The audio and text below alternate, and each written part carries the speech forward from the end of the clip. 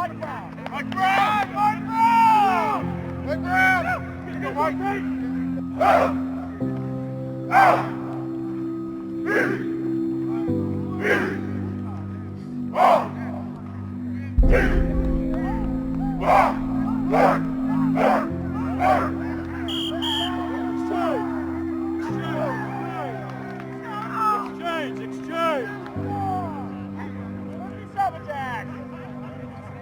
I'm fighting for a spot on the team, you know, every day it's competition. Coming in as a walk-on, you gotta just do everything the coaches ask of you and more. Let's go, let's go, let's go! Coming out of the tunnel onto this field is really what you've just been dreaming about since high school. It's your chance, you gotta take advantage of it.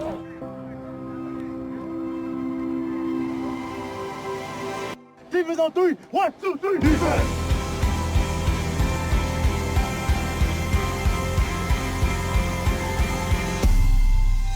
We have to grow as a team, man! Welcome back to Canton. At Southern University, he was a walk-on. By the time Aeneas Williams was a senior, he led the nation in interceptions. I see you going on scholarship right now. Congratulations. Really? That's why I'm so proud to let Mark Panner know that he's got a full scholarship.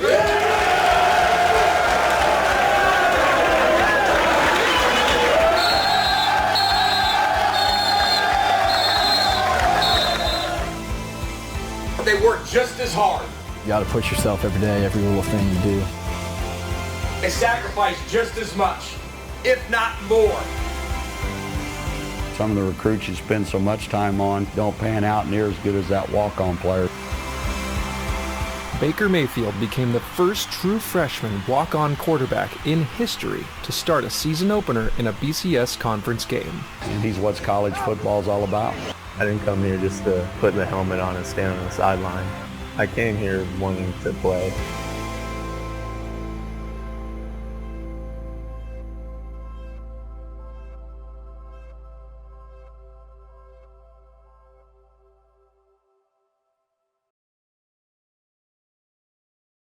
And last speaker before we start kicking, guys, this is a special guest and a buddy of mine from USC. I want to introduce Tim Lavin. You all got his book this morning. Tim has single-handedly, Tim was a fullback at USC. He was a walk-on fullback. Tim earned a scholarship at USC. He is involved in his organization as Walk-On U, and he has actually single-handedly affected change for the way that walk-ons are treated up at the collegiate level. We're not insinuating that all kickers are walk-ons or walk-ons are kickers. The prevailing trend now has been that a lot of kickers are going on as preferred walk-ons up to the collegiate level, at least for the first year, maybe the second year. It's hard for coaches to recruit kickers out of high school. They're not quite sure how to do it. Some of them have a more difficult time than others. The ones that aren't quite sure, they'll bring you on as a preferred walk-on. So that seems to be the trend. There are plenty of scholarships available though. There are a lot of guys earning scholarships. But it was important to bring Tim in today to talk to you a little bit about some very successful players who started as walk-ons. Two of them in the NFL, you might know the name J.J. Watt, and you might know the name Clay Matthews. Both of them walk-ons when they first got to college. They earned scholarships. Now they're both NFL players, co-defensive players of the year. So I want to bring in Tim Lavin. Thanks. How many guys want to play college football? Okay. College football is big business. Bigger today than it ever has been in the history of the NCAA. What that means is coaches are getting paid seven-figure salaries to win, not to make you happy and not to be fair. You know about being fair. It is not fair. It is not fair at all, and college athletics spend millions of dollars to win. That's the bottom line. And when they spend those millions of dollars and they give a scholarship to a kid, they're going to dedicate almost all of their time to that scholarship player. So your number one goal, if you want to play, is to get a scholarship. If you get a scholarship, two great things are going to happen. Number one, that coach is going to focus on you to be their kicker or punter. So that's great. You're right up there. You're going to get the most chances. The other great thing is that your mom and dad's pocketbook is going to be a lot lighter. So that's good for them.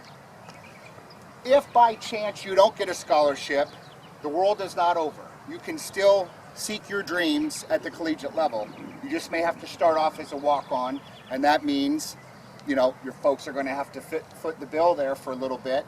And that also means that you're not going to get as many opportunities as the scholarship guys. However, you've got to just constantly perfect your game, and your opportunity will come. At some point, I don't know if it'll be in your first year or your last year. For a lot of kickers, it's in their first year. For a lot of kickers, it's in the first couple of years. And for some guys, it's in their fourth or fifth year. There's a guy right now, he mentioned J.J. Watt and Clay Matthews, who are defensive players. Steven Hasuka for the Seattle Seahawks. Guys, he didn't play college football till his senior year when he got cut from the soccer team. And now he's been in the NFL since 2008. He walked on at North Carolina State after being cut from, he went to a different school, some school I don't even know the name of it. He graduated, but because he got cut from the soccer team, he still had a year of eligibility left. So then he went to grad school at North Carolina State. He had 1 year of eligibility left, and his roommate said, "Oh, you're a good kicker, you should go out for the football team." Never played football before. And in 1 year, he's 25 for 25 in extra points and 16 of 18 for field goals. Then he gets drafted the next year. So in 365 days, he went from never playing football before to getting drafted by an NFL team. So it can happen, but you gotta, you know, obviously perfect your craft, which is why you guys are out here today. But if you do not end up getting a scholarship and you are going to be a walk-on, what is most important for you guys, other than perfecting your craft, is education, education, education, education. Your GPA, your core GPA, and your SAT and ACT scores are vital for you, for that coach to bring you in as a preferred walk-on. If you don't have very good grades, they're not going to spend any time on you. If you're a scholarship guy, it's very easy for them to walk that person through the admissions process. But if you're not on scholarship and they have to walk you in as a walk-on, they've got to go through some hoops and they got some obstacles to overcome. If you have a high GPA, you're sailing right through, you're on the team, life is good. If you don't have a high GPA, they're not going to spend a whole lot of time, and if somebody throws up a red flag, well, he's only got a 2.7 GPA or maybe a 3.1. The coach is going to say, okay, fine, because they only get so many favors from the athletic or from the admissions department. They can only, you know, pull so many strings. But if your GPA is up here and your SAT score's up here, it's going to be a lot easier for them to bring you in. You come in as a preferred walk-on. What does that mean as opposed to being a regular walk-on? That means you get to come in on August 5th. The first week of training camp, you come in with the rest of the team. 105 guys get to come in on August 1st. If you're not a preferred walk-on, that means you can't join the team until September. The team's already been in practice for a month. Then you're just really holding a bag in practice, and you're not getting any opportunities to kick. If you're going to be a walk-on, you want to be part of that preferred walk-on, part of that group of 20 walk-ons who get to come in August. 85 guys on scholarship, 20 walk-ons, you want to be part of that walk-on, you know, group of 20. And one of the major things, if you don't get a scholarship, is you got to have great GPAs, great SAT scores. I know it's awesome to go to the movies on Saturday with your friends or go to the beach or whatever. Spend a lot of time preparing for that SAT. Spend a lot of time doing your education and getting, you know, more than ever. How many guys are seniors? Going to be a senior this year? Okay, your education, man, I mean, if I'm you right now, I'm not going to tell you what to do, but if I'm you right now, I'm writing a letter and send it to every Division I school you want to go to. If I'm you, I'm sending it to all 128 schools. And then Division I AA, or the subdivision, there's another 130 schools. So you have 250 Division I schools. I'm writing one letter, go on the internet, get the email address of every coach and every special teams coach and send them 2 emails. Now you've just sent out 500 plus emails. Someone's going to know who you are. Once you get in their system, you're going to start getting letters. Throughout your senior year, and for you guys who are juniors and sophomores and freshmen, even better, because you can start preparing right now. writing those letters. And when you write these letters, this is your time to brag about yourself. No one likes a bragger. No one likes, people with big heads. But when you're going for a job, which is what this is, because this is big business, right? College football is big business. You're going on a job interview, so your resume is your time to brag about how good you are. What camps you participated in. You're going to put this camp down. Any other private instructions with this coach and that coach. And then all the stats, every great thing that you've done since birth, you're going to put on this resume and let these coaches know how good you are. And you're going to put your stats and your GPA and your SAT scores. Now they know, oh, Matt, okay, I've been getting his information for a while now, and we're going to keep an eye on him. Now when they have a scout in your area, they're going to go to your high school. They may want to, see John Doe, the fastest guy, receiver, but they're also going to watch you because they have your information. They're going to watch both of you. So get your name in those systems by writing them emails, sending them information, and keep up. Create your database and just keep emailing them. These coaches get fired, they take jobs at other places. Oh, I remember, Robert, when I was at USC, now I just went to Michigan.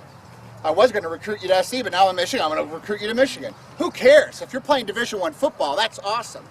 And how this kind of all comes together is you get proper nutrition, right, from Gatorade.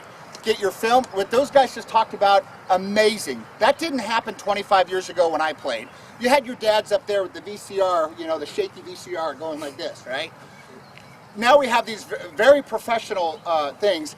Get video on you, whether it's private instruction video or game day video. Put together a bio. I think they have a thing called Huddle, right? HUDL, right.com. There's Huddle, and then you go on the internet, there's like 25 different things. Create a bio for all of them. You don't know who's checking it out. You don't know which coach from where in the country is looking at which whatever. Put together a bio on yourself. Keep updating it with more information, more video. Absolutely put together a highlight tape and basically create your own brand.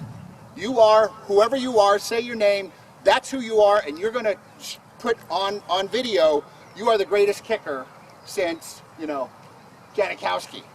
And you just keep sending that stuff out. Out of 250 schools, emailing 500 plus coaches, they're going to start to remember you sending them constant information. That's going to put your name at the top. So when they do have scholarship, they're going to give that scholarship to you. And if they don't, because they spent so much time recruiting, the fastest guy in the world and the greatest linebacker and the 6'5" lineman, but they want to bring you out as a preferred walk-on, okay, fine. So you got to go on as a preferred walk-on, but you're a preferred walk-on, they're going to pay a lot more attention to you. That's when that grades comes into play, right? You got to have those great grades. So if you learn anything from me talking today, put together a bio on the internet, email coaches, and kick butt in this classroom. Anybody have any questions? If you guys have any questions, or parents, if you have any questions, I gave my book to you guys to read because it's so important for you to understand how this whole walk-on process works. And if you're mentally prepared to deal with that, then it's a lot easier to understand how you're going to overcome that.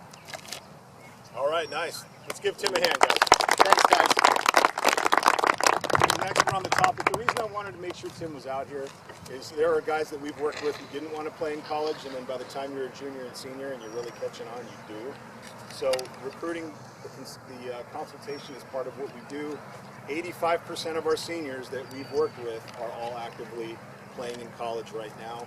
With the recruiting process, though, the only thing I can guarantee is that nothing is guaranteed.